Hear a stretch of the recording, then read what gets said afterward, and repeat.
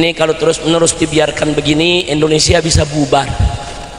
Bisa bubar, saudara. Besok Aceh bisa negara sendiri, Sumatera Barat bisa negara sendiri, saudara, Kalimantan bisa negara sendiri, Sulawesi bisa negara sendiri, Papua bisa negara sendiri. Bagaimana tidak kalau korupsi dibiarkan?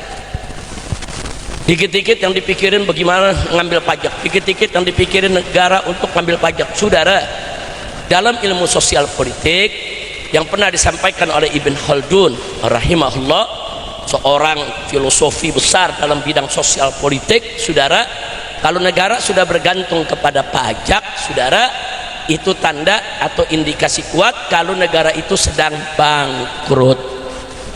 Jadi negara kita ini sedang bangkrut. Nah, pejabat jangan marah kalau dibilang bangkrut. Fakta, kalau nggak bangkrut kenapa ngambil pajak? Saudara, ini negara lagi bangkrut. Saudara, dulu di zaman Orde Baru, zamannya Pak Harto, saudara, Pak Harto tuh bikin BUMN, bahkan di daerah ada BUMD. Untuk apa, saudara? BUMN itu BUMN yang mengurus tambang emas, yang mengurus timah, yang mengurus, saudara, nikel.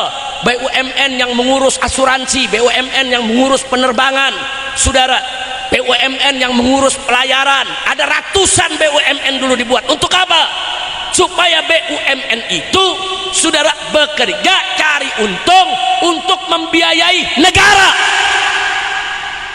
Makanya dulu zaman Pak Harto pajak rendah.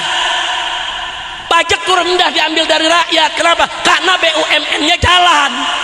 Sekarang BUMN-nya dirampok. Semua BUMN rugi. Gila, semua BUMN bisa rugi, saudara. Loh, kenapa bisa rugi? Buzzer diambil dijadiin komisaris, artis diambil dijadiin komisaris, influencer diambil dijadiin komisaris, saudara. Ada apa?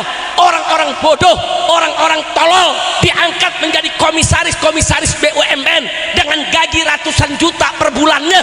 Bangkrut. Nah, begitu udah bangkrut, mau nyari duit dari mana? Rakyat dipajakin, saudara. Apakah ada menteri yang bilang, ya ini kan pajak sama zakat, pala lu bomenyan. Saudara, zakat itu Allah ambil dari orang kaya. Orang miskin nggak wajib zakat. Betul, betul. Dan zakat itu diambil dari si kaya, dikasih kepada si miskin. Betul, betul. Itu zakat. Kalau pajak enggak, diambil dari orang miskin buat ngempanin pejabat.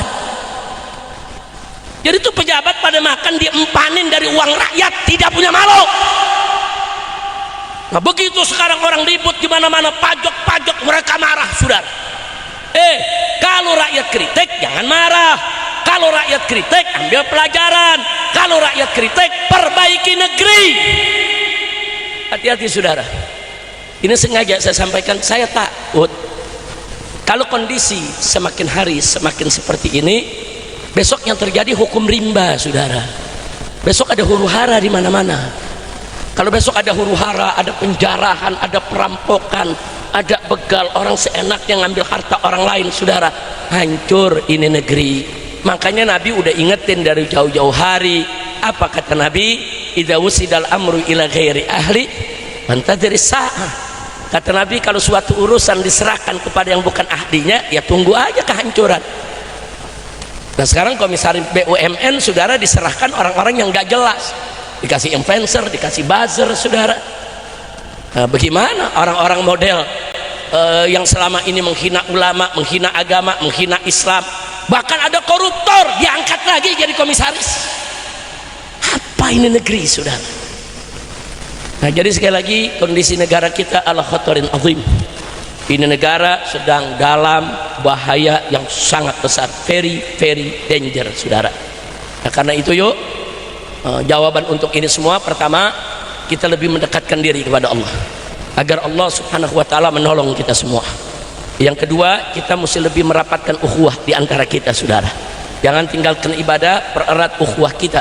Sebab kalau kita nggak mendekatkan diri kepada Allah, maaf, kalau besok terjadi kebangkrutan negara ini, saudara, maka Indonesia ini bisa terjadi huru-hara. Nanti manusia di mana-mana perilakunya seperti binatang. rampas sana, rampas sini, bunuh sana, bunuh sini, saudara. Dan itu tidak akan bisa lagi dikendalikan, tidak bisa dikendalikan oleh tentara, oleh polisi atau siapapun, saudara. Nah, maka itu agar hal itu tidak terjadi, pertama, tingkatkan iman takwa kita kepada Allah Subhanahu wa taala. Yang kedua, tingkatkan persaudaraan kita semua, saudara, supaya kita kompak. Kalau terjadi hal-hal darurat, kita bisa jaga, saling menjaga satu sama lainnya.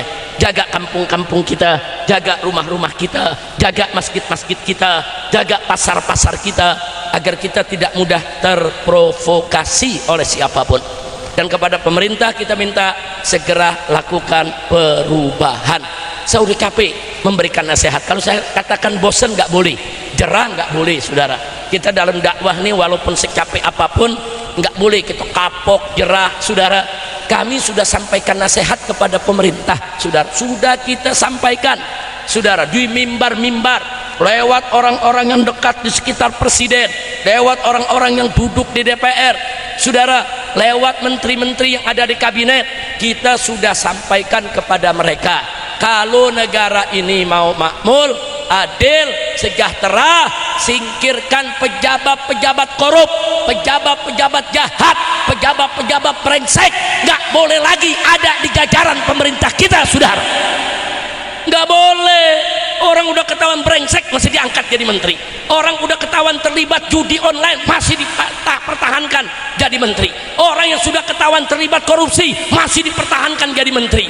Orang yang ketahuan terlibat pelanggaran HAM seperti pembunuhan di KM 50 masih diangkat menjadi menteri. Bagaimana mau berkah ini negara? Inna lillahi wa inna ilaihi raji'un.